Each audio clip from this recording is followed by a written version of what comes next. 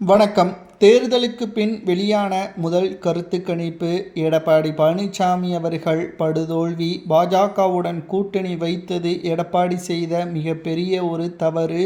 சுமார் 85% தமிழ்நாட்டில் முதல் முறையாக வாக்கு வங்கி பதிவு செய்யப்பட்டுள்ளது.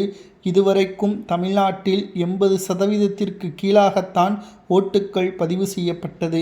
முதல் முறையாக தமிழ்நாட்டில் 85% வாக்குகள் பதிவு செய்யப்பட்டிருப்பதும், திமுகவிற்கு ஆதரவாக பல வாக்குகள் பதிவு செய்யப்பட்டிருப்பதாகவும், விஜய் அவர்களுக்கு ஓட்டுக்கள் அதிகரித்திருப்பதற்கு காரணம் எடப்பாடியின் ஆதரவுகளாக இருந்த ஒட்டுமொத்த அதிமுகவின் உண்மையான தொண்டர்களும் விஜய் அவர்களது பக்கம் சென்றுவிட்டார்கள்.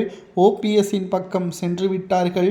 சசிகலா தொடங்கிய புதிய கட்சியில் சென்றுவிட்டார்கள்.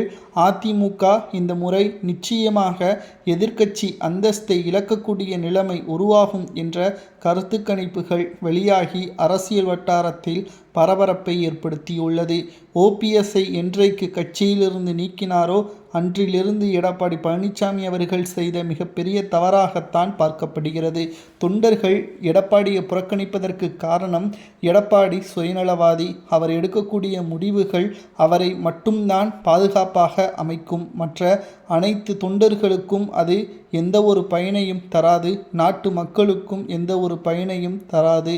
எடப்பாடி பழனிசாமி அவர்களுக்கு எதிராகத்தான் நாங்கள் ஓட்டுக்களை செலுத்துவோம்.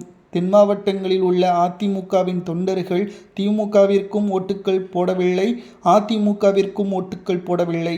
சசிகலாவின் வேட்பாளர்களுக்குத்தான் தென்னை மரத்தில் போட்டுள்ளதாக சமூக வலைதளங்களில் பதிவுகளையும் நம்மால் பார்க்க முடிகிறது. இந்த முறை தோல்வி எடப்பாடிக்கு கிடைக்கும்.